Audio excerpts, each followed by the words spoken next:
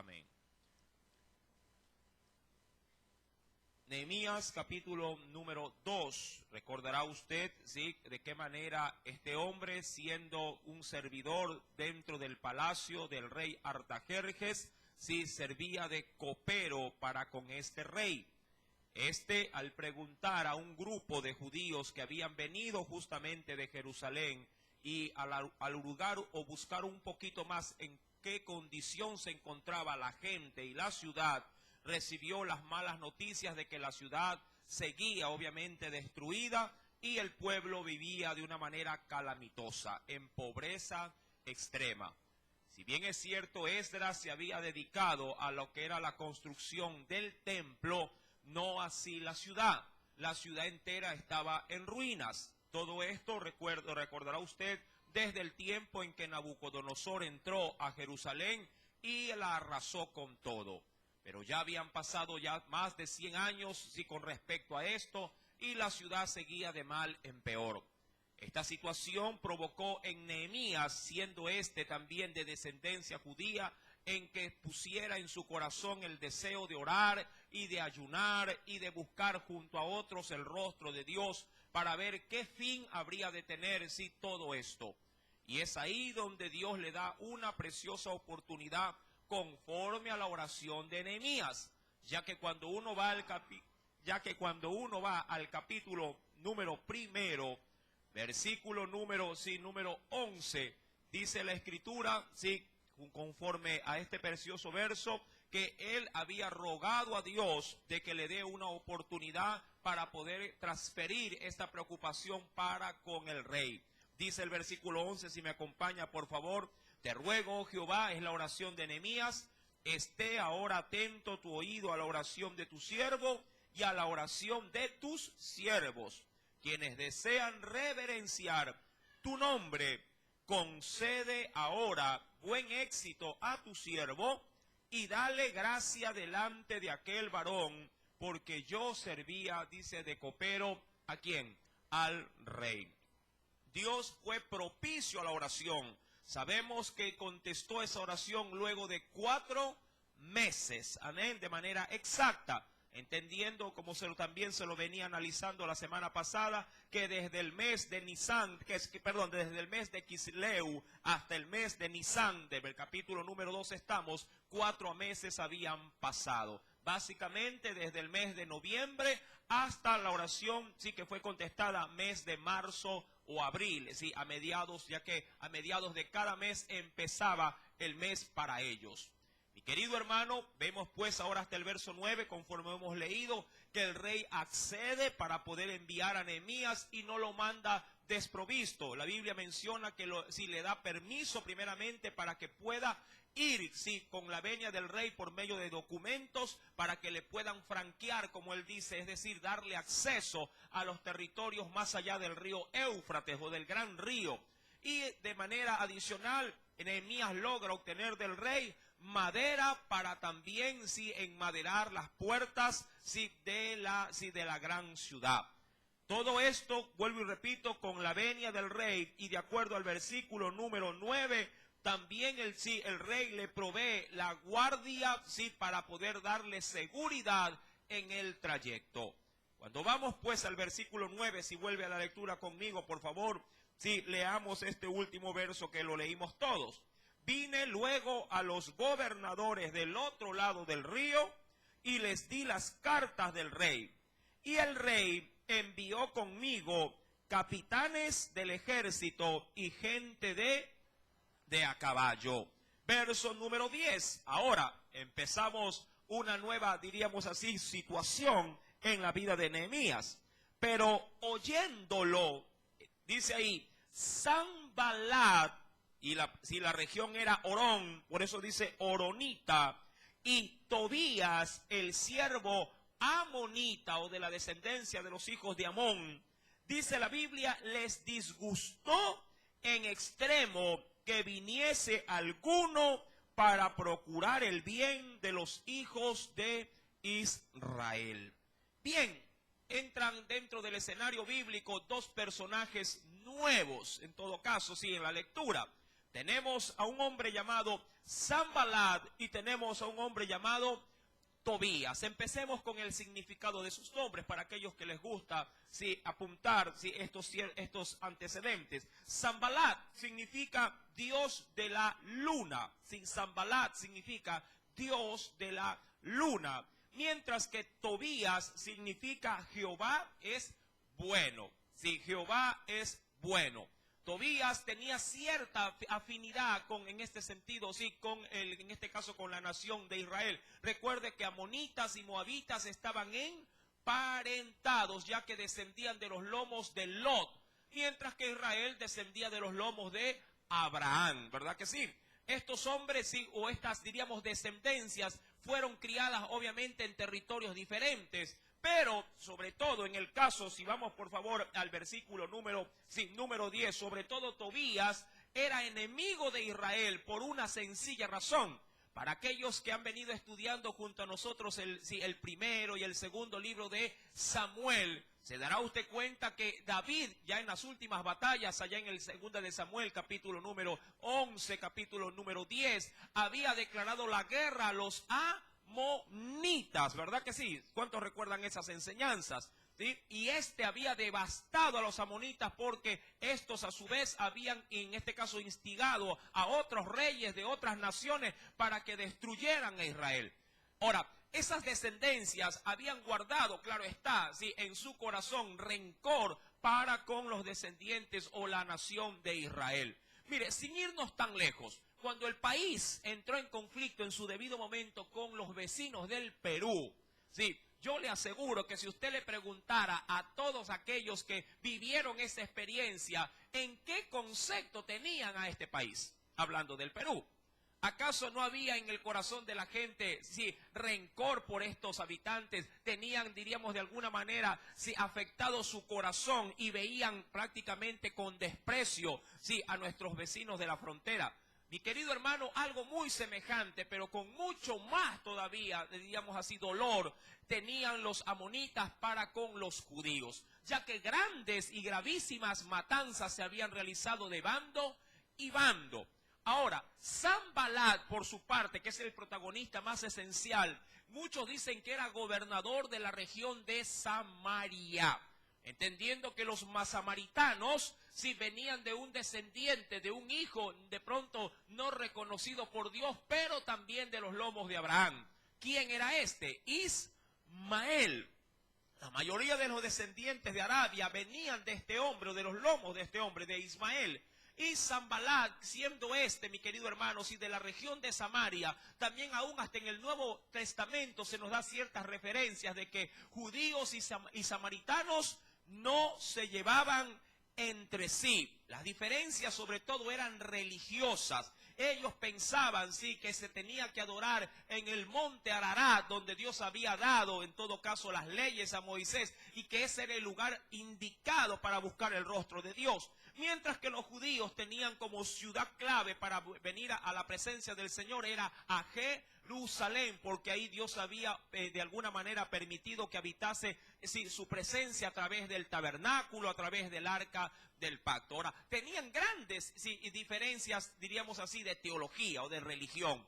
Pero diríamos que el fin era el mismo. Había enemistad, asimismo, entre amonitas y judíos, y los samaritanos y los judíos. Otra causa también por la cual los judíos no querían tratar con los samaritanos es porque, si bien es cierto, tenían cierta afinidad en cuanto a parentesco, los samaritanos se mezclaron o se casaron a gran escala con muchos de los caldeos, es decir, con los descendientes del imperio babilónico e aún del imperio medo-persa. Y los hijos de los hijos, diríamos que ya no salieron con una raza pura, sino mezclada, o lo que se conoce en nuestros términos como mestizos. Usted y yo somos mestizos, por ejemplo, no somos de descendencia pura, somos una mezcla entre españoles e indígenas, por ejemplo, ¿verdad? Ahora, esta situación ellos también la vieron con malos ojos los judíos y los tenían también en poco, se rechazaban entre ambos. Ahora, es necesario conocer estos antecedentes para poder entender por qué tanta resistencia, tanto de unos como de otros. Ahora, en el verso número 10, que es el texto que estamos leyendo, pero oyendo, dice la escritura, Sanbalat, Horonita, era de la región de Orón, pero pertenecía a Samaria, y Tobías, el siervo amonita, les disgustó en extremo que viniese alguno para procurar el bien de los hijos de Israel. Ahora, un antecedente, ya diríamos, con una aplicación actual. Esto se repite día a día en nuestros propios entornos. ¿Qué cosa? Sí, diríamos, el disgusto de unos por la prosperidad de otros. ¿Sí? Esto se lo ve aún hasta en la misma, diríamos, familia.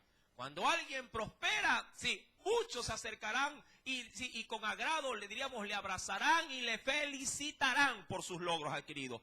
Pero otros crujirán los dientes y se morderán, diríamos así, las encías, ¿sí? Al saber de que usted prospera y ellos no lo han podido, sí, tampoco, sí, hacer. Es decir, mi querido hermano, que siempre, diríamos, la bendición de uno bien podría provocar el malestar de otro. Esto se vive día a día. En un trabajo puede pasar esta situación. Viene un jefe, sí, escoge a uno de sus empleados para subirlo de pronto, sí, de rango, subirlo de jerarquía, sí, haciéndolo un supervisor. Y quien más dentro de los empleados dirá, ¿y por qué él? ¿Por qué no yo? Sí, claro, al final del día todos van a felicitar al nuevo promovido, pero no muchos te darán la mano, te darán las felicitaciones de corazón. Algunos estarán crujiendo sus dientes. Siempre, mi querido hermano, esta situación se repetirá, vuelvo y le repito, sí, a lo largo de nuestras sociedades. Esta situación, ya que Dios quería, obviamente, sí, quería engrandecer su ciudad, fue malestar para Sanbalat y obviamente para todos los de esa región y también para Tobías y todos de aquella región. Verso número 10. Es necesario también entender que estos dos habían sido puestos por el imperio medo-persa como gobernadores, es decir, tenían cierta influencia política, claro, a distancia, pero gozaban también de credenciales para poder regir las regiones a las cuales estos habían sido designados. No eran personas comunes, eran personas con influencia política. Verso número 11 ahora, una vez entendido este aspecto histórico, en el verso 11 nos dice, llegué pues a Jerusalén. ¿Quién? Nehemías, ¿verdad? Recuerda que Nehemías viene con mucha provisión a la ciudad. Pues dice ahí, y después de estar allí 3 días, ¿qué hizo este varón? Verso número 12. ¿Podría leerlo? Léalo en conjunto, por favor.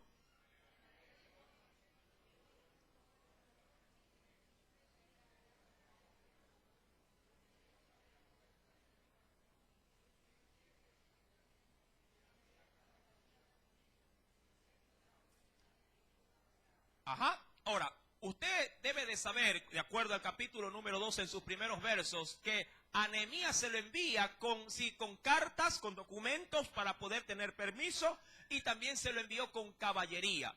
Pero toda esta provisión fue solamente hasta el momento de llegada de Nehemías. Una vez que llegó a su destino final, ¿qué hizo la caballería? Regresó. Y los documentos, obviamente, ya dejaron de tener valor. Ahora él estaba prácticamente solo con un grupo, claro está, de simpatizantes que tenía la misma visión de Nehemías. Mi querido hermano, pero recuerda, Nehemías estaba en Jerusalén para buscar su bien. Pero él no empezó a hacer nada, absolutamente nada, hasta no comprobar el estado personalmente de la situación. Y esto es muy importante cuando uno quiere planificar algo en Dios. Yo sé que mucha gente puede tener de alguna manera muy buenas intenciones para poder hacer algo favorable para el Señor. Pero las buenas intenciones a veces salen sobrando cuando éstas no están acompañadas, como lo hizo también Esdras, de organización, de planificación, de estrategia. Porque en Dios, si bien es cierto, puede ser que Él, es decir, Dios, improvise muchas cosas, no así nosotros. Dios tiene por su soberanía y su poder, diríamos, toda la autoridad para improvisar cosas, pero yo no. Yo necesito en Dios saber en ese sentido, si cómo Él quiere que yo haga las cosas. Y en ese sentido, Nehemías no desaprovecha esta situación para poner, en este caso, en efecto, para poner en ejecución, antes de cualquier cosa, saber el estado. Él había escuchado que la ciudad estaba devastada. Él había escuchado que el pueblo estaba viviendo calamitosamente. Y ahora él necesitaba evidenciar esta situación. Necesitaba comprobarlo. Y ahora, aquí hay algo muy importante que es necesario también resaltar. La Biblia dice en el verso número 2, el texto que usted lo leyó, dice la Escritura que él se levantó. ¿En qué tiempo se levantó? Cuando otros dormían, ¿qué hacía Nehemías? Él estaba, si lo quisiera ver de esa manera, vigilando. Y eso es importante cuando uno quiere empezar una obra en Dios. Sí, la oración o la búsqueda, o diríamos el desvelo a consecuencia de la obra, es una herramienta primordial antes de iniciar cualquier emprendimiento espiritual. Mientras otros duermen, otros bien pueden estar orando. Todos quieren construir, todos quieren ser edificados, todos quieren ser restaurados, todos quieren la bendición de Dios, pero esta no se la obtiene si usted está durmiendo. Esta no la podrá ver en su vida si usted está simplemente de brazos cruzados, si se encuentra despreocupado. Si usted quiere que su vida se construya o quiere forjar en su vida o en su ministerio algo duradero, algo estable, usted tiene que, mientras otros duermen, usted tiene que estar despierto. Amén. Esa es una primera y gran lección espiritual que nos enseña la palabra, que nos enseña Nehemías antes de empezar la tarea de la reconstrucción de los muros. Recordando que si alguien edifica muros en su ciudad es porque quiere estar protegido. ¿Cuántos quieren tener la protección de Dios? Amén. Ahora, para poderla recibir, para poderla levantar, debe de entender que es usted el que tiene que construir. Dios va a bendecir lo que usted construye. No espere que Dios haga la muralla que usted tiene que edificar. Eso es muy importante considerar. No puede decirle a Dios, Señor, sí, levanta tu muralla. Yo sé que hay salmos que hablan acerca de esto, mi querido hermano, pero a mí me toca construir la muralla. ¿Y cómo lo podría empezar a hacer? Desvelándome en oración para que el Señor bendiga la obra, sí, en mi vida, o bendiga la construcción, sí, en mi vida o en la vida de los míos. Las bendiciones de Dios están ahí, pero para la gente que quiere esforzarse y quiere ser valiente. Todo mundo está aspirando a ser algo en Dios, pero cuando usted de pronto los considera, habla con ellos, intima un poquito con ellos, se dará cuenta que hay gente que está llena de aspiraciones, pero que no hace absolutamente nada para construir esa aspiración. Es decir, para hacer realidad esa aspiración. ¿Cuántos quieren de ustedes, por ejemplo, ser profesionales? Hablando sobre todo de los jóvenes que están en una etapa de, diríamos, de instrucción educativa. Todo mundo quiere llegar a ser alguien profesionalmente, quiere lograr un título universitario, pero si no hay esfuerzo, si no hay de pronto un desvelo, si no hay constante búsqueda, dejando de ver muchos programas para meterse o clavarse de cabeza en los cuadernos, en los libros, si no hay sacrificio, no hay logro. ¿Me explico? Si no hay sacrificio, no hay logro. En la vida espiritual es igual. Si usted quiere lograr algo en Dios, tiene que haber de por medio, sí, mucho trabajo. Amén. Los ministerios grandes que usted ve en la televisión que dicen, uy, yo no sé cómo es posible que entren 10,000, 30,000 en un estadio. ¿Cómo se hace eso? Mi querido hermano, yo sé que muchos, hablan mal de estos líderes porque ellos no pueden alcanzar esa situación. Pero también tras ese escenario hay mucho trabajo. ¿Sí? Tras esas, diríamos así, megas iglesias, hay mucho esfuerzo. No todo nace de la noche a la mañana. Y decía un predicador que lo escuchaba el otro día, Dios no es como la lámpara de Aladino, que usted la frota y ¡pum!, sale el milagro. Muchos ven así a Dios, eso sí. Muchos lo ven así. Porque cada vez que están en necesidad, van donde Dios, lo frotan un ratito con las oraciones y dicen, Señor, sáname, Señor, ayúdame. Y quieren que el milagro, ya está. Dice, ay, qué lindo, ya está el milagro. Mi amado hermano, Dios no es una lámpara. ¿Me explico? Usted tiene que trabajar, tiene que construir, tiene que esforzarse, tiene que pagar un precio. No estoy hablando, ojo, no estoy hablando de salvación. Estoy hablando de construir mi vida para que mi vida pueda ser edificada en santidad, pueda ser edificada en honor, tal cual como Dios me quiere. ¿Me explico? Usted es entre los ojos de Dios un rey y un sacerdote, pero para poder ser rey y para poder ser sacerdote, usted debe de trabajar en su reinado y debe de trabajar en su sacerdocio. No puede quedarse tan solamente con la nomenclatura o el dicho de Dios, que lo ha dicho obviamente de su boca, y usted es confiado, ay, como Él lo dijo, yo ya lo soy. ¿Me explico? Ay, como Él dijo que me va a bendecir, entonces yo ya estoy bendecido. Y cuando va a la casa y abre la nevera, lo único que encuentra es una jarra con agua helada. Tiene que salir a trabajar. ¿Me explico? Tiene que salir a ganarse el pan de cada día para que el Señor pueda bendecir su trabajo, su esfuerzo, y entonces Dios se glorificará.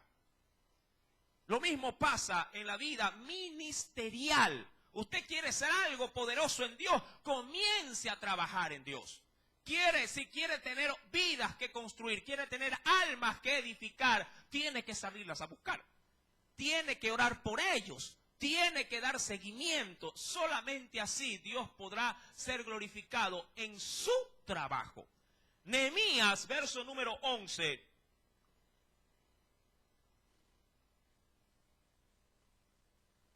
Llega a Jerusalén, verso 11.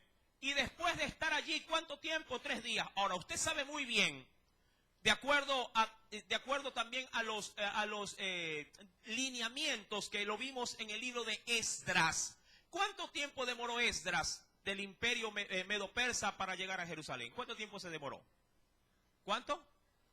4 meses. ¿Sí? Era evidente, sí, que por eso Nehemías se tomó ¿cuánto tiempo para descansar él y todos los que habían venido con él? 3 días para reponer, sí, las fuerzas de 4 largos meses de caminata. Si bien es cierto, Nehemías venía, solo él, porque lo dice la Biblia, venía con un caballo, sí, todos los que venían con él no venían a caballo, venían a pie, ¿sí? Igual, mi amado hermano, si usted monta bicicleta por 4 o 5 horas, ¿cómo queda su cuerpo? ¿Ah?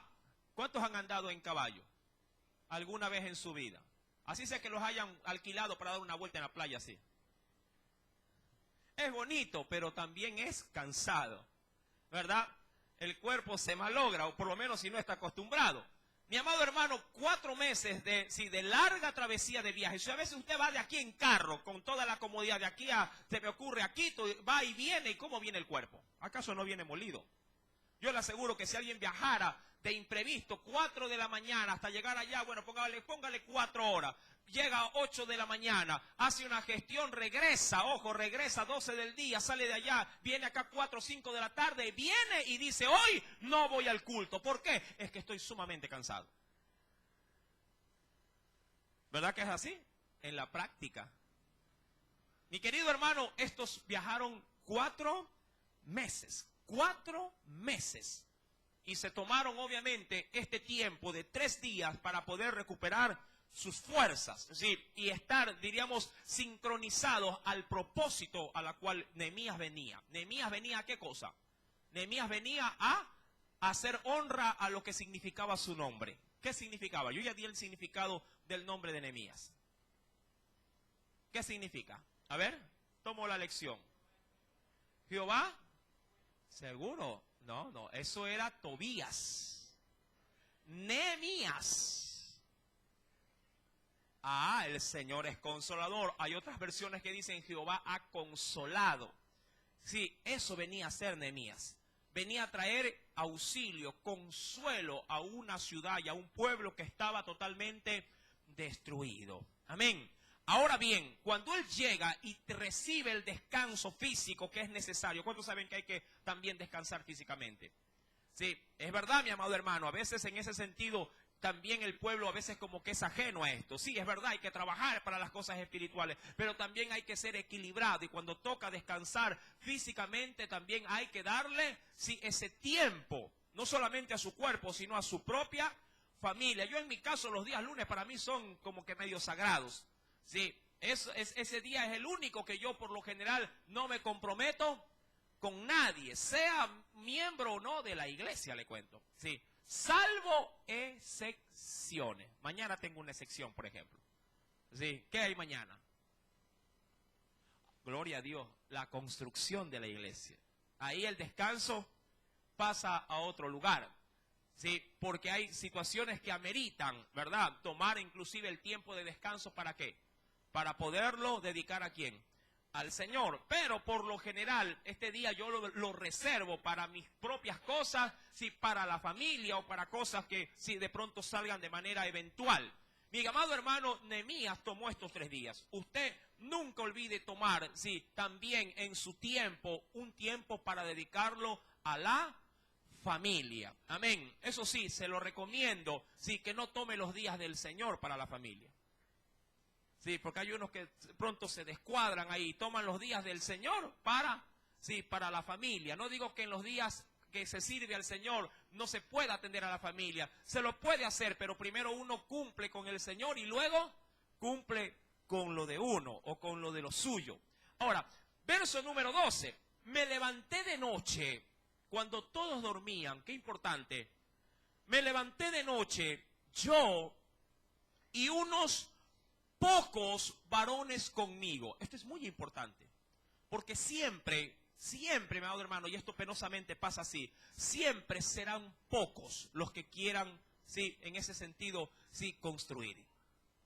Siempre serán pocos los que quieran ver en su vida un cambio. Todos quieren cambiar, pero son pocos los que están dispuestos a pagar el precio.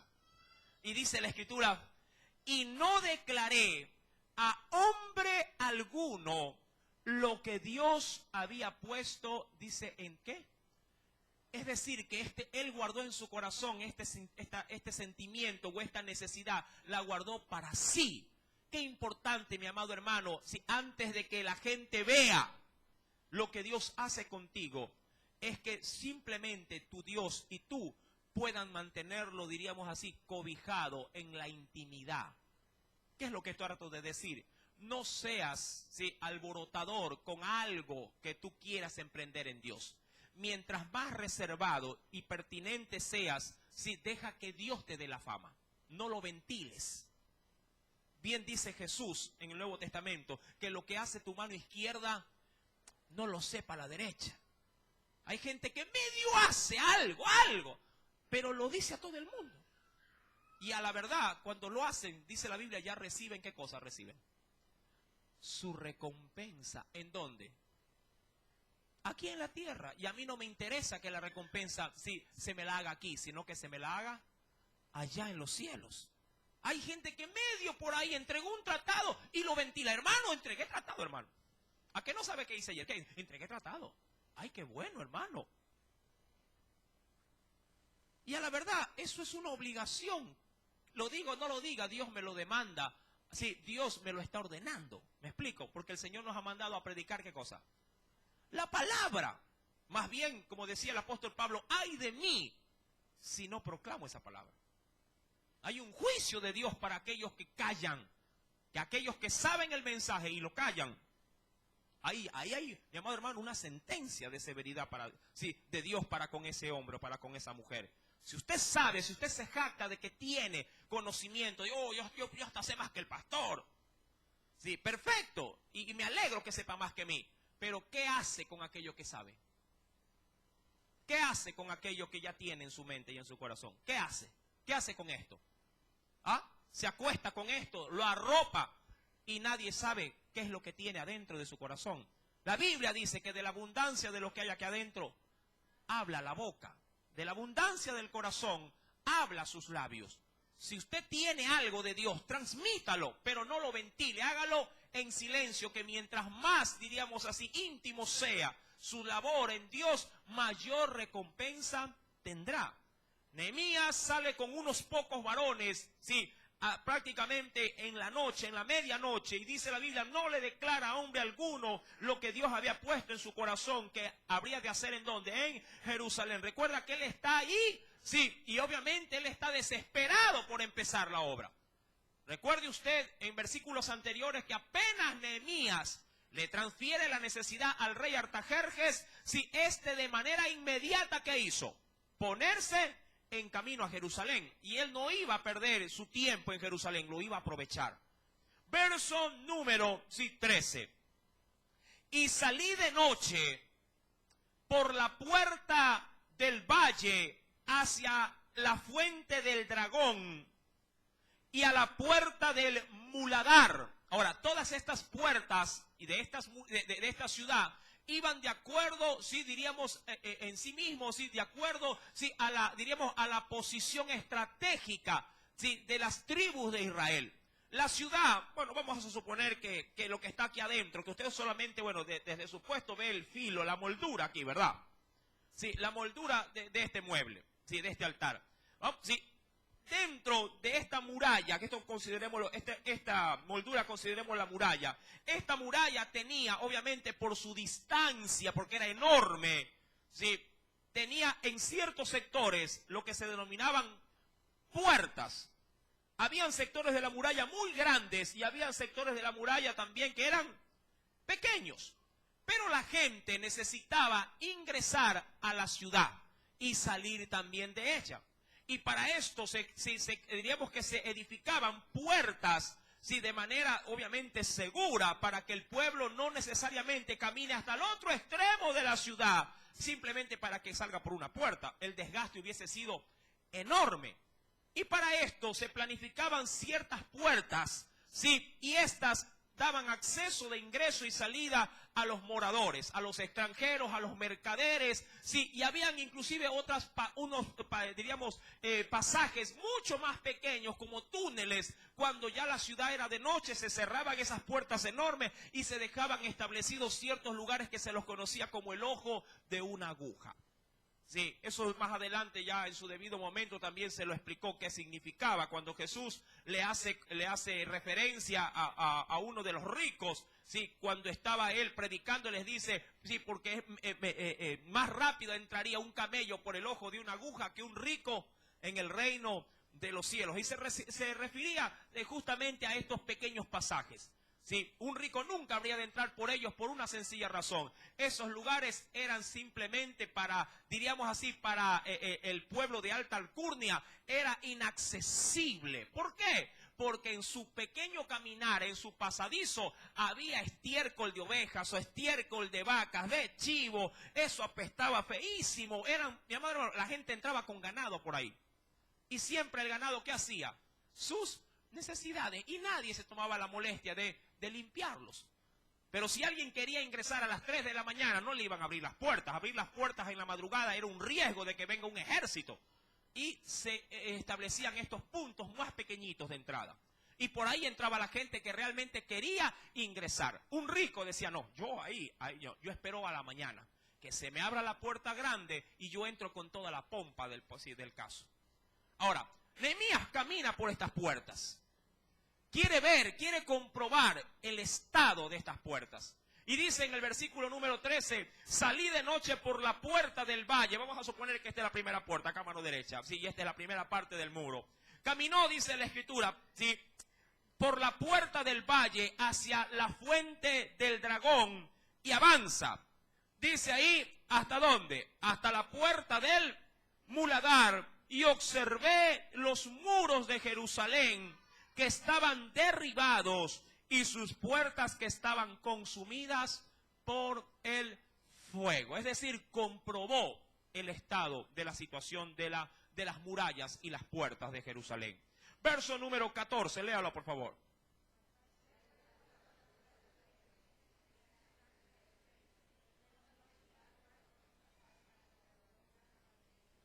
Ajá. Recuerda, no había lugar por donde pasase la cabalgadura en que iba. Es decir, estaba tan destruido y estaba tan, diríamos, los escombros estaban tan apretados por todo lado que ni siquiera el caballo podía tener acceso. Era prácticamente una montaña, pero de basura. Ahora, en toda puerta, como lo dice la Escritura, había una fuente. Y estas fuentes tenían un nombre, pues no. Sí, las fuentes siempre eran puestas estratégicamente dentro de la puerta, porque la gente apenas llegaba, ¿qué cree usted que buscaba? Agua.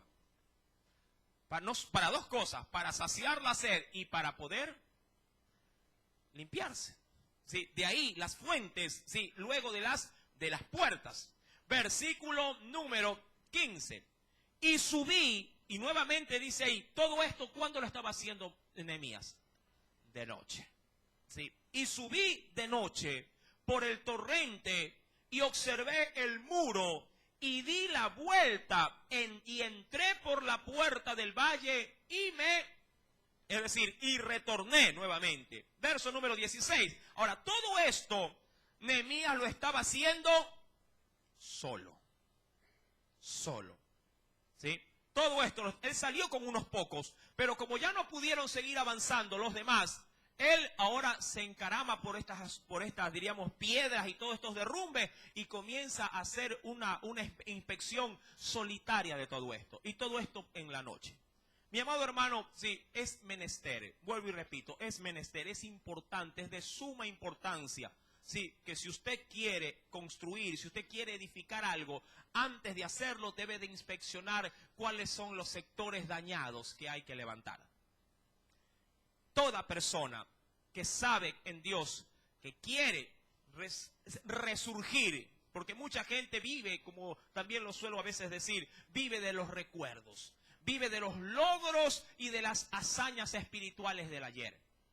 Pero con el pasar del tiempo, todo lo que fuiste quedó en el pasado. Y lo que queda en el pasado muchas veces queda destruido.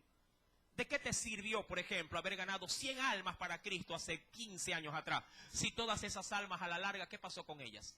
Si no les diste seguimiento. ¿Qué pasó con estas almas? Se perdieron. ¿De qué servirá todas las hazañas que lograste? Sí, los cultos de pronto que la gente te escuchaba, si no permaneciste en esto. Se perdió, todo se perdió. Amado hermano, antes de empezar a construir, tienes que primeramente pasar una revisión por tu vida. Analízate, ¿sí? Y la mejor forma de hacerlo es en la tranquilidad y en la soledad. No digo de una noche, porque eso puede pasar en el día también. Pero el punto es que debe de hacer, este análisis debes de hacerlo tú solo. Tú solo. Porque solamente tú conoces tu verdadera condición. Tú le puedes engañar a tu marido. Tú le puedes decir, no, si yo estoy bien, mi marido me conoce. No, no. Hay cosas que solamente lo sabes tú y el Señor. A veces uno no logra conocer a su pareja, sí, aun cuando se haya vivido toda la vida.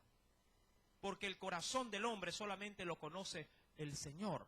No lo conoce en totalidad tu mujer. Bueno, tu mujer parece un escáner, como dicen, no, te saca por lo menos el 90%, te descubre.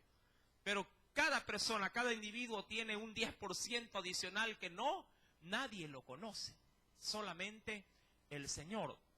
Nehemías quería sí saber la verdadera condición de todo. Primero lo hizo con un pequeño remanente y luego ahora avanzaba solo.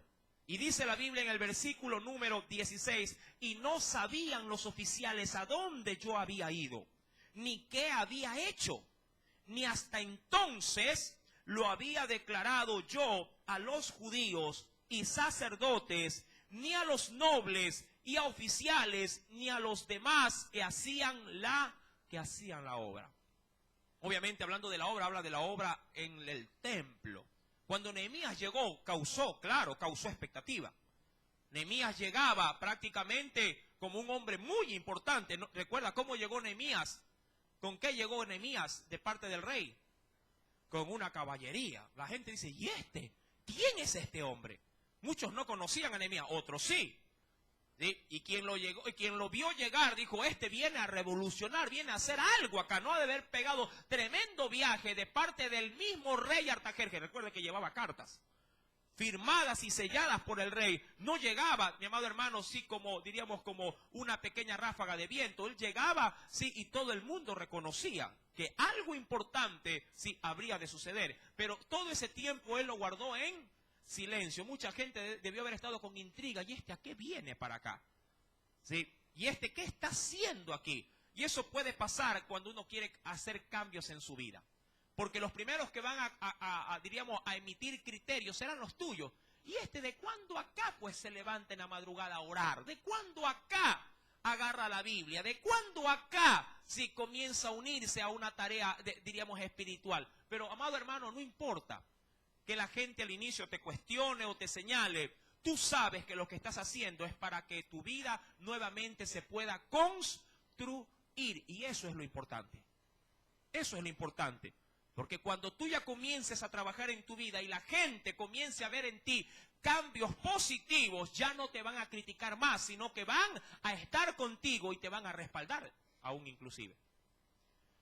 Dice la Escritura en el versículo número 17, les dije pues, vosotros, es decir, luego de haber hecho toda la inspección, vosotros veis el mal en que estamos, que Jerusalén está desierta y sus puertas consumidas por el fuego. Venid y edifiquemos el muro de Jerusalén y no estemos más en oprobio. Qué buen punto. Cuando si en la vida del hombre los muros están destruidos, no puede haber prosperidad. Habrá, como lo que dice aquí Nehemías, ¿qué es lo que habrá? Oprobio, pesar, mal, maldición. Una vida no construida es una vida que está expuesta a estar siempre de tumbo en tumbo. ¿No le ha pasado a veces eso a usted? Que cuando está mal con el Señor, todo sale mal. Trabaja y trabaja, se mete la mano al bolsillo y el dinero nunca hay. Se le va como agua. Por un lado entra y por el otro mismo va saliendo. Sale de una enfermedad y viene la otra, y cuando termina esa otra, plum, aparece otra, cae de pronto usted, termina usted medio por ahí de convalecer, pum, cayó la mujer también termina ahí medio convaleciendo, plan, cae el otro hijo, después pum, cae el otro, y usted dice, Señor, ¿qué está pasando? ¿Sí? Las malas noticias son lo que más pega en su vida que las buenas. ¿Sí? Mi querido hermano, es momento, ¿sí?, de analizarse. Es momento, sí, de ver qué está, sí, derribado en mi vida. La Escritura nos narra en el versículo número 18, entonces recuerda, entonces les declaré, luego de que les hizo a ellos notar toda la calamidad en la que estaban, les declaré cómo la mano de mi Dios había sido buena sobre mí, y asimismo las palabras que el rey me había dicho. Y dijeron, mira qué impacto causó. ¿Podrías leerlo conmigo el verso 18?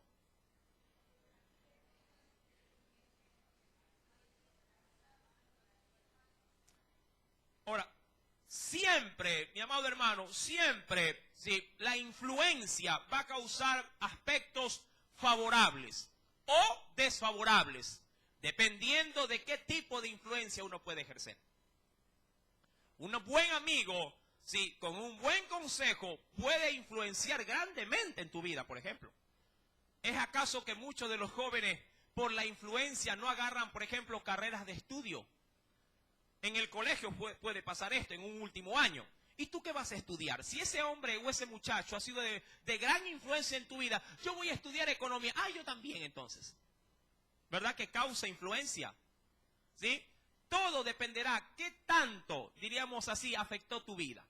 La influencia juega un rol importante muchas veces en la toma de decisiones. De ahí la importancia de saber con quién tú estás, ¿sí?, o con quién te juntas, o con quién te estás, sí, conllevando en el día a día. Siempre, sí, la gente que te rodea va a influenciar en ti, para bien o para mal. Si es alguien de Dios el que está a tu lado, si es alguien que tiene temor del Señor, su influencia será muy positiva en tu vida. Pero si tú has elegido otro tipo de personas con otro tipo de tendencias o inclinaciones, también su influencia va a ser muy negativa en tu vida. Yo quisiera, sobre todo para aquellos que están cruzando la adolescencia, que están cruzando la juventud, si ustedes mismos podrían hacerse un autoanálisis, y hay un instrumento que es muy fácil de detectar. Mire su celular, por ejemplo. Sí, mire quiénes son, sí, los que conforman diríamos así, sus contactos. Se me ocurre en el WhatsApp, por ejemplo. ¿Qué tanta influencia, sí, obra la gente que tú tienes en contacto en tu WhatsApp? Primera pregunta, ¿son cristianos los que están ahí? ¿Son cristianos? ¿Cuántos amigos en el WhatsApp tienes como gente cristiana? Por eso una de las primeras cosas que yo, cuando me regalaron el teléfono, porque este teléfono es regalado, por si acaso, vayan a decir, el pastor se compra buenos teléfonos. No, me lo regalaron. Sí, todos los teléfonos que yo he tenido en mi vida han sido dados. Sí, nunca he ido a comprar. Sí, bueno, el Señor me los ha enviado, bueno, yo los uso. Y lo primero que hice cuando me llegó el celular es crear un grupo, por ejemplo. ¿Qué grupo? ¿Usted sabe cuál es el grupo? ¿Cómo se llama el grupo? Iglesia Casa de Oración. ¿Y qué traté de hacer en ese grupo? Tratar de ingresar en ese grupo ¿a quiénes? A gente que sea de la iglesia. No que quiera dejar afuera a los que no son de la iglesia. Pero por lo menos trato de hacer que este grupo sí, se pueda involucrar. Y me ha servido bastante, a mí me ha servido bastante porque se ha podido compartir muchas necesidades y peticiones de ¿qué? De oración. También ha pasado, y ustedes son prueba de esto, ustedes también han podido palpar cómo a veces se introducen ciertos mensajes que nada tienen que ver con lo espiritual y a veces a uno le toca ¿qué cosa hacer con esos mensajes? Trata de darle la vuelta o corregir los mensajes para que la gente vuelva ¿a qué cosa? Vuelva, diríamos así, al sentir espiritual para el cual fue creado el grupo.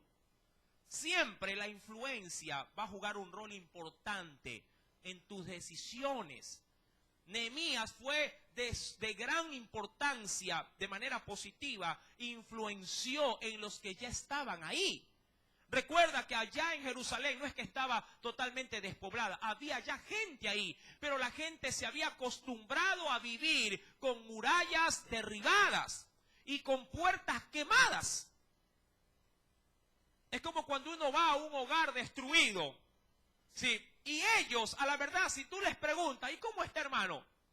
Bien, dice. Pero ¿sabe por qué lo asumen así? Porque están ya acostumbrados a vivir así. De pronto, ¿y ese morado que tiene ahí? No, sí, estamos bien, dice.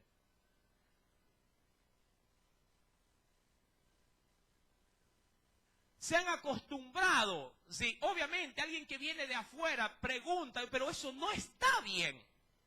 Sí, eso no está, o por lo menos Dios no quiere eso para tu hogar, para tu matrimonio, para tu vida. Nehemías llega a decir algo que ellos ya sabían que tenían. ¿Qué cosa? Murallas destruidas. Ellos ya sabían que las puertas estaban quemadas. Pero nadie tenía la intención o tenía el buen deseo de volver a ¿qué cosa? A levantar, a construir, a reparar o a cambiar. No puedes, mi amado hermano, bajo ninguna circunstancia, no puedes, vuelvo y repito, sí, ver el favor de Dios en una vida que está sí, desprotegida, con ciudades o murallas derribadas. Dios no puede poner, es que es absurdo que Dios pueda poner un diamante dentro de tu corazón si tu vida no está amurallada. ¿Qué hará el enemigo si no tiene impedimento para entrar en tu vida? ¿Qué hará con ese diamante? ¿Acaso no entrará y te lo quitará? Porque no hay qué cosa en esa vida, no hay protección. Tú te comprarías un televisor de 50 pulgadas, lo pusieras en la sala y te irías a dormir tranquilo sabiendo que no hay puerta en la casa. ¿Acaso no dormirías en la misma puerta? Velando y cuidando, ¿qué cosa? Que nadie se ingrese y se te lleve el televisor. Si esto lo hacemos para las cosas materiales, mi amado hermano, ¿qué hay de lo espiritual? Cada vez que tú te alejas de Dios, por ejemplo, tus hijos que son más preciosos que los diamantes, mira, están expuestos a que el enemigo ingrese. No hay muralla. No estás orando, no hay murallas. No estás buscando de Dios, no hay protección. Tus hijos son el primer tesoro que Dios te ha dado. Si no estás protegida tu familia, si con un hombre, con una mujer que dobla rodilla, el enemigo va a entrar y va a hacer trapos con tus hijos. No hay cobertura, no hay puertas, no hay cerrojos, no hay cobertura. De ahí una de las primeras razones para que tú puedas entender la necesidad de dar cobertura a tu familia, a tu hogar, a lo que dices que tanto amas y aún tu propia vida. Quisiera por lo menos remover tu conciencia. Si no lo quieres hacer por ti, hazlo por los tuyos. Ese era el consejo de pronto de abuelitas antiguas, ¿no? Dice, estate en el hogar, no te vayas, resiste, no lo hagas por él, hazlo por tus hijos. ¿Y cuántas veces las madres dicen, yo estoy aquí es por mis hijos? No es la buena, diríamos, dirección. Debería de estar ahí primeramente por el Señor. Segundo, para poder, sí, en ese sentido, salvaguardar él mismo junto a su pareja la integridad, el buen vivir y después por los hijos. Pero mi amado hermano, cada vez que tú mantienes en tu vida las murallas caídas, serás presa fácil, tú y los tuyos, de ser afectados. Dice la Escritura que luego de que él declara esto a los suyos, la influencia fue determinante. Mira, verso número 18 nos dice, y dijeron ahora ellos, ahora, qué cosa importante, Nehemías, antes de avanzar con la lectura, no puedo dejar pasar esto de largo. Nehemías nunca les dijo, yo he venido a construir. Lee, verso número 18.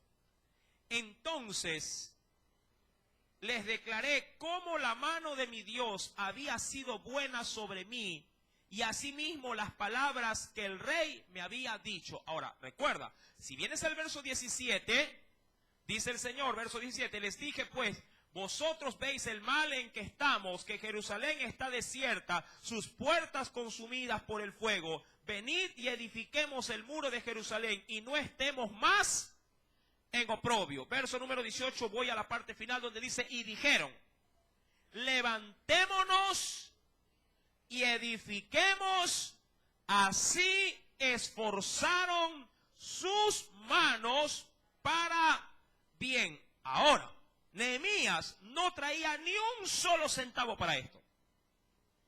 En el sentido de que, es verdad, le habían dado, ¿qué cosa dice la Escritura? ¿Qué le habían mandado? Solamente ¿qué le habían mandado? ¿Qué le había mandado el rey? Que le dieran permiso. Madera, nada más. Le habían dado la materia prima. Pero usted sabe que la madera no se hace puerta, pues no. ¿Sí o no? Si usted lo mandan a decir, allá venden madera, dice, ¿y la madera qué necesita? Para que sea una puerta. Aquí nuestro hermano que se dedica a la carpintería sabe muy bien que la madera necesita ser, en primera instancia necesita ser cepillada, ¿verdad? Necesita ser lijada, necesita ser cortada, necesita moldura, necesita pegamento, sí, y obviamente en aquel entonces también se necesitaba el herraje necesario, las bisagras, sí, y no eran puertas pues de de 2 metros por 1 metro de ancho. Las puertas, mi amado hermano, por lo general, en la muralla, el diámetro de altura, bueno, ahorita estamos aquí sentaditos de manera horizontal, sí, era desde esta pared hasta la pared del fondo. Iban paradas. Haga de cuenta que hasta los pilares era una hoja de la puerta y de aquí para acá, otra hoja. No eran puertas como las que usted está acostumbrada a ver, sí, en su casa o en su baño. Sí, diría cualquiera, ay, esta puertita que yo mismo la hago. Cojo 2 planchitas, ahí dos palitos y lo traigo y ya está la puerta. No, eran las puertas. Y no era una. Toda la muralla, en cada sector tenían puertas, eran 12 puertas. Pero las puertas para ser puestas, no podían ser puestas si las murallas primeramente no estaban edificadas. ¿Dónde iban a colgar las puertas? ¿Qué necesita una puerta para ser puesta ahí? Los batientes. ¿Y los batientes a dónde se prenden? No es a la estructura de cemento. El trabajo era sumamente laborioso. El trabajo no era cosa de un día. Habrían de haber 12 años de trabajo para esto. 12 años de trabajo. Tenían que edificar los muros. Tenían que edificar luego de los muros las puertas. Y aún mucha gente aprovechó y restauró. Recuerde que a veces cuando uno trabaja algo, ¿sí?, en superficie diríamos plana, es fácil. Pero cuando uno compra algo para derribar y volver a construir, ¿cómo se hace el trabajo? ¿Más fácil o más duro? Es más difícil. En nuestras vidas pasa lo mismo, porque a veces venimos con algo medio hecho y a veces hay que derrumbar todo para volver a ¿qué cosa? Es que, hermano, está bien ya, yo voy a construir mi vida, perfecto, ya.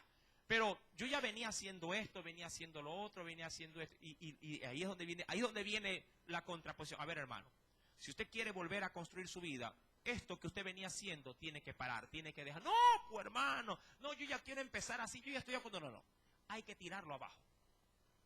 Por eso es que cuando alguien se habla de una restauración de alguien, siempre se le dice, aun cuando es duro de escucharlo, tiene que empezar de...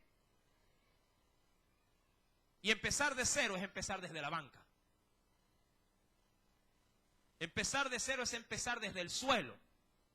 Empezar prácticamente de la nada. Y eso es lo que muchos cuando quieren reconstruir no quieren hacer. Empezar de cero. Si usted quiere en Dios volver a forjar su vida con buenos cimientos, tiene que tirar eso que está mal construido, porque no se puede poner... Vamos a suponer que, un ejemplo solamente, ¿no? Vamos a suponer que usted durante muchos años su estructura sea de caña. Y Dios dice, perfecto, has decidido construir, necesito poner pilares de cemento. ¿Usted qué le va a decir? Ya, pero las paredes de caña, ¿ya? O a la inversa, ya, tengo pilares de caña y haz paredes de cemento. Pregunto, ¿de qué sirve? ¿Es que acaso toda su vida no debe de ser construida de un solo material? ¿Verdad? Por eso es que en el apóstol Pablo en las cartas nos refiere a este asunto y nos dice, cada quien debe de ver cómo construye para poder reedificar sobre el buen fundamento que es Cristo mismo. Mi amado hermano, el pueblo recibe la información y dicen, perfecto, vamos entonces a levantar y vamos a hacer esto y vamos a hacerlo bien. Verso número 19, pero salieron nuevamente al escenario los personajes del verso 10. Sanbalat, ¿qué significaba Sanbalat? Dios. Y me encanta porque hay dos opositores. Uno plenamente identificado. Si alguien te dice, mira, mi Dios es la luna. ¿Tú qué dices de entrada en tu corazón? ¿Ah? ¿Es qué cosa? ¿Ah? Un ateo, por ejemplo, o un idólatra, porque tiene un Dios. ¿Cuál es el Dios? La luna. Hay enemigos plenamente identificados, pero hay enemigos que son solapados, porque Tobías, ¿qué significaba Tobías? Jehová es mi... Léalo otra vez. ¿Ah? ¿Qué es? Jehová es bueno, es la cosa. Hay enemigos que así como tal se dejan ver como lo que son, opositores a que tú construyas. Hay otros que van a aparentar ser hijos de Dios, hijos de luz, pero también serán opositores. Unos entrarán ocultos, haciéndose pasar como cristianos, pero no querrás que construyas. Y hay quienes se presentarán visiblemente como lo que son, abiertamente opositores, que también se van a resistir de que tú construyas.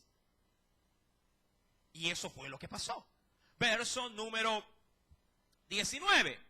Pero cuando lo oyeron Sanbalat, qué interesante, solamente cuando ya lo oyeron, de que tú estabas decidido. Es que, amado hermano, Satanás, no quisiera ser tan alarmista, pero así como Dios oye tu oración, ¿sí? Satanás, ahora, no es omnisciente Satanás, pero tiene emisarios para que cumplan esta labor. ¿Sí? El diablo que te ha mantenido con tus murallas derribadas, él está gustoso de que estés así.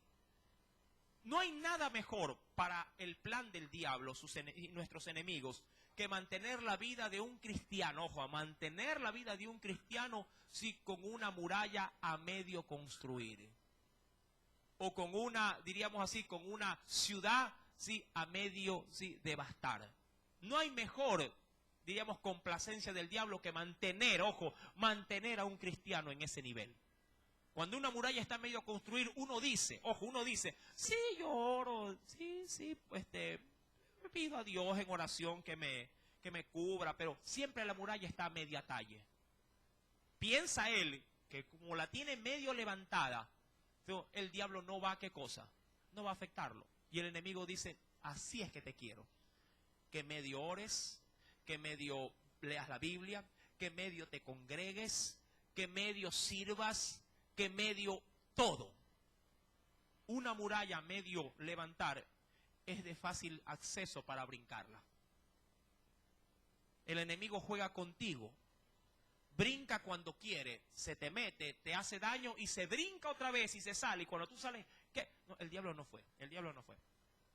Por ahí alguna cosa que de pronto yo me descuide, pero el diablo no fue. ¿Por qué? Como tienes la muralla a medio o solamente te tapa la vista, dice, no, sí, estoy amurallado, dice. Aquí no se mete el diablo se te mete y te brinca y tú ni cuenta te das. Ahí es cuando pasa lo que pasa muchas veces con tus hijos. Que todo el mundo sabe que están mal y tú nunca te das cuenta. Y cuando te das cuenta dices, y así, pero no creo, el diablo no creo, o sea, es una prueba. Es una prueba de Dios que tengo que superar. No son pruebas, amado hermano. Hay cosas que se pueden determinar como pruebas. Hay otras cosas que pasan en nuestros hogares por nuestra mala administración o nuestra falta de determinación en construir una muralla muy alta y segura para que el enemigo no entre así a cada vez que a este le dé la regalada gana. Cuando tú te decides, ojo, cuando tú te decides solamente y te afirmas para construir tu vida, quien primero lo oye más allá de Dios es el diablo también. Y él no va a dar, bajo ninguna circunstancia, tregua, ¿sí?, para que tu vida sea construida. Él será el primer opositor, y el primero será ¿quién? Sanbalat. Personas que tú sabes perfectamente que son mundanos, que nada tienen que ver con Dios, serán los primeros que comiencen a gozarte. Serán los primeros que comiencen a hacer oposición. Serán los primeros que comenzarán a fregarte, comenzarán a aguijonearte, decirle, ¿qué? Ahora ya vienes con Biblia al trabajo. Sí, pues pórtate bien, pues si tú nunca has venido con Biblia al trabajo. Porque como quieres construir tu vida, tú has determinado que como has estado tan alejado de Dios, en una supuesta disque vida de apariencia cristiana, pero como ya decidiste que ahora la palabra será el eje central de tu vida, tú has decidido que esta palabra no solamente la vas a usar en la casa, sino que la vas a llevar al trabajo. Y decidiste de la noche a la mañana, un día lunes, esta semana, este lunes, bueno, de ahora en adelante voy a construir mi vida y de esta palabra no me la separa nadie aquí. Pero apenas vas pasando el trabajo, la gente, uy, mira, se me ocurre, siempre utilizo no sé si usted tenga el apellido Gutiérrez, pero bueno, míralo Gutiérrez, ¿qué pasa con Gutiérrez? Mira, vino con Biblia. Tobías, es Sanbalat. Y comenzará una avalancha ¿de qué? De crítica, de resistencia, ¿sí?, de pelea, de contraposición, al ver que tú estás decidido a ¿qué cosa? A construir. Eso es lo que va a pasar en primera instancia. Primera parte dice la Biblia, cuando Sanbalat lo oyeron, Tobías, verso 19 estamos, Sanbalat horonita, Tobías, el siervo amonita, y seguidamente aparece otro nombre. ¿Quién? Gesén. ¿Quién es este tercero? Apunta el significado del nombre. Significa lluvia o lluvioso. Es decir, una lluvia como torrencial. Y me interesa mucho porque Tobías, Sanbalat, ¿qué representaba en ese sentido? Dios de la luna. Tobías, Jehová es bueno, o aparece como bueno en esa persona. Y tercero viene la lluvia. Ahora, este último implica intensidad. Este último implica intensidad. Es decir, que la oposición externa y la oposición interna será con intensidad, como río. Ellos sabrán muy bien que si logran hacerte cambiar de parecer, para que tu vida siga tal cual como lo ha venido haciendo todos los días, ellos habrán ganado. Pero ellos también saben que si tú logras vencer agentes externos, agentes internos y la intensidad con que te van a atacar, tú serás un hombre que jamás volverás a ser como ayer. Serás un hombre totalmente, sí, poderoso en las manos de Dios. Ahora, el tema es fascinante, le cuento. El tiempo es corto. Y dice la Biblia, cuando lo oyeron Sanballat horonita, Tobías el siervo amonita y Gesén el árabe, hicieron escarnio de nosotros y nos despreciaron diciendo, ¿qué es esto que hacéis vosotros? ¿Os rebeláis contra el rey? ¿Qué implica todo esto? El próximo domingo lo vas a ver.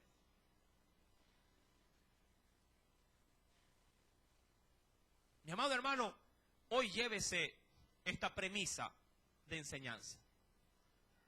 Y la primera premisa que tú tienes que llevarte en tu corazón es, ¿vas a seguir con tus murallas destruidas? ¿Vas a seguir con tus puertas derribadas? Yo creo que de ahí es, diríamos, la base de esta enseñanza.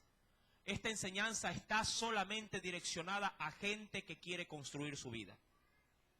Si tú no has decidido construir tu vida, esto será una prédica más, que la cual solamente te servirá para poder tener conocimiento, nada más.